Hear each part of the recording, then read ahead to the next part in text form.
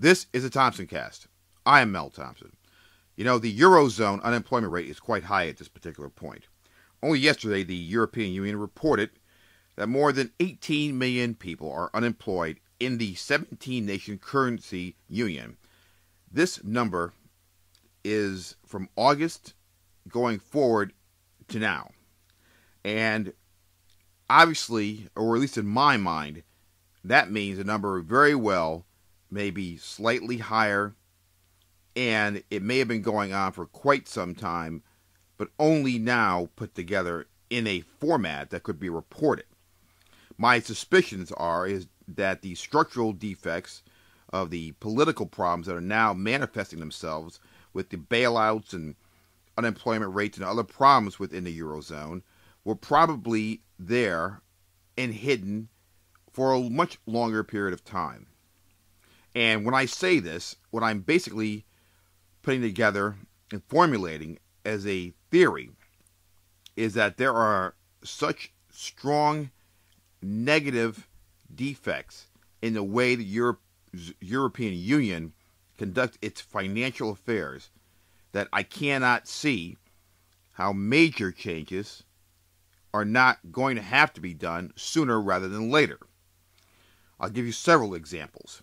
One is this number of 18 million people. As I said, I can't believe it's that low, to be perfectly honest. You're talking about 17 different countries, and you're looking at 1 million people or so per country. This is a situation where you have Greece and Spain in the same group, and their problems are astronomical. So I cannot look at this over the course of 17 nations and say that only 18 million people are unemployed. I just don't buy that. I also think that a large part of the problems are due to the fact that Germany is fighting the use, implementation, and development of Eurobonds. If we would just get beyond this one point, I do believe that things at least would stabilize. And stability is one of the biggest reasons that you're going to have unemployment. When there is instability in the markets, you're not going to have people investing. You're not going to have employers taking risks. You're going to have high unemployment. And in the case of some of these European countries, civil unrest. The austerity measures alone, which, yes, they have to be done, and no, they don't have to be done the way they are being done, are in and of themselves causing a higher level of political risk and contributing to the unemployment rate. At some point, the other shoe's going to drop. And this is a public shoe dropping. I think the shoes dropped off about 2 years ago, and everything was just essentially not known until now.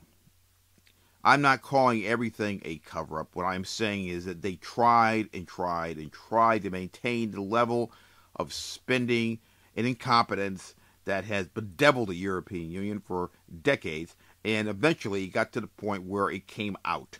And once it came out, what you essentially had was a situation where people lost confidence, and that raised the level of political risk because people started to have to do something that was not, in their view, within their comfort level. And I'm talking about austerity measures, laying off people, restructuring how government is run. A public sharing of all of the issues will eventually stabilize this situation. Stability is the key. The Eurozone currently, in my opinion, lacks stability. And I will once again stress the fact that I believe that the lack of Eurobonds and the fact that the German government keeps fighting the institution of Eurobonds is contributing more to the problems overall that the European Union has than possibly anything else. I very well could be completely off base here and completely wrong, but I would rather see them try this than to continue to conduct business the way they are conducting it.